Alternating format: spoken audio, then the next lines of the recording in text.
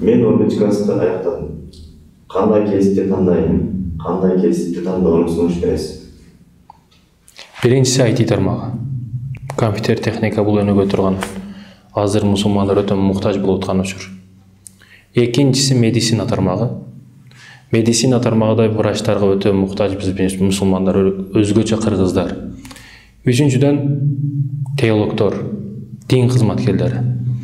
Ал эми төртүнчүдөн маданият тармагы. Биз урматыбыз менен бир тууган IT тармагы дейбиз, компьютер техника башка дейбиз. Бул жакты үйрөнүшүбүз шарт, аракет кылышыбыз керек. Бул жака жаш кадрларыбызды, жаштарыбызды күттөшүбүз керек. Макул акча табыш болбосун максат. Макул кыйналсын, бирок бул жагы өнүгө турган жак. Бул жака биздин жаштарыбыз өтө суудай абадай керек.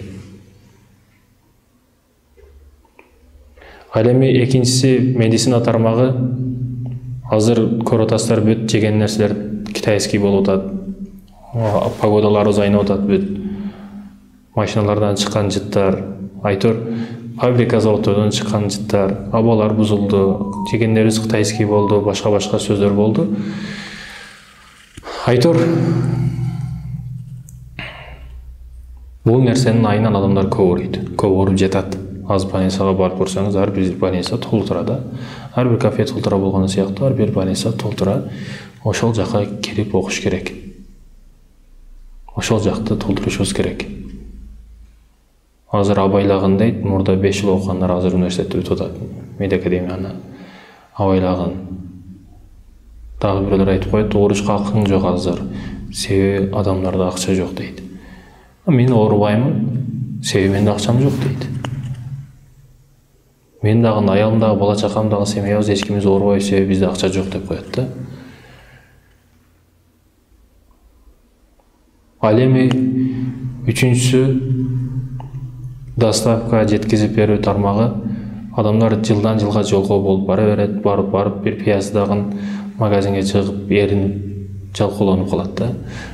Айтор бул жагы өнүгө турган, жеткирип берүү тармагы өнүгө турган кесип болуп эсептелет. Ал эми төртүнчүсү маданият тармагы. Урматыбыз менен бир тууган, бирде айтканды коргосун, бирде айтпасаң өкүнөсүн да. Өкүнөсүн. Ошол Абрар Мухтар Али устаздардан айтат. Эгер Мухаммад дейт, эгерде акча болсо, кино тартат элем мен. Киного басым жасамакмын дейт да. Себеби улутту тарбиялайт кино.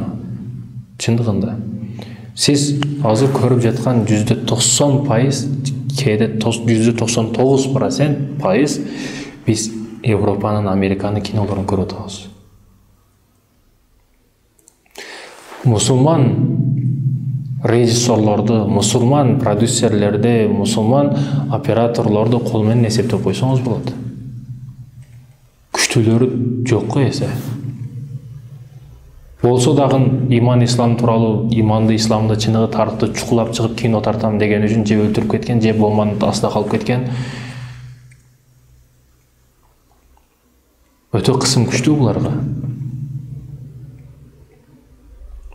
Биз кино тармагын рас бул нерсе келип бүттү, жаштардын сезими бүттү. Бул жерден качыш бул чыныгы эркектин иши эмес, мусулмандын иши эмес.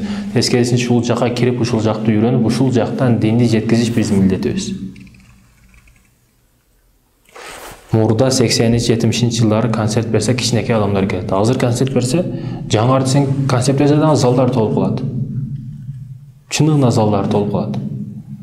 Пайгамбарыбыздын өмүр баяны тууралуу, Куран жарыш тууралуу жана башка нерселерди уюштурсаң, жаштарды эсептейсиң. Эсептебей эле адам келет.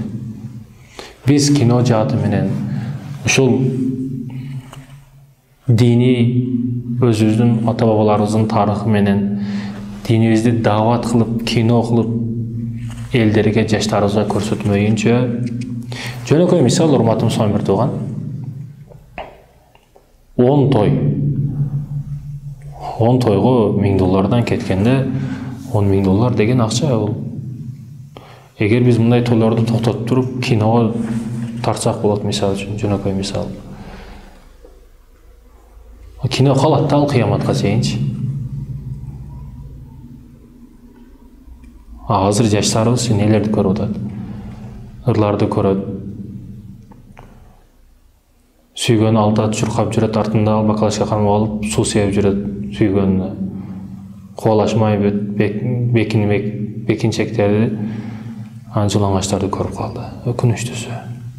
Биз интернетти жакшы нерселер менен толтурбасак, ал арам нерселер менен толо берет. Чындыгында бул кача турган жаат эмес, ушул жага кире турган жаат.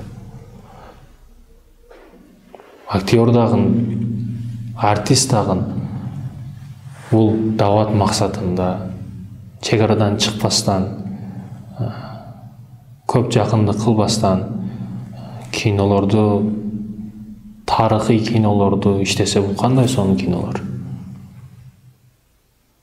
Ата-бабаларыбызды, динибизди реклама кылып, мисалы үчүн. Ошондуктан тандап жаткан кесипте, тандап жаткан максатта биринчи динди ортого коюшубуз керек. Динибиз эмне дейт, ал максатыбызга карата. Шариятыбыз эмне дейт? Ошого маани максат беришибиз керек.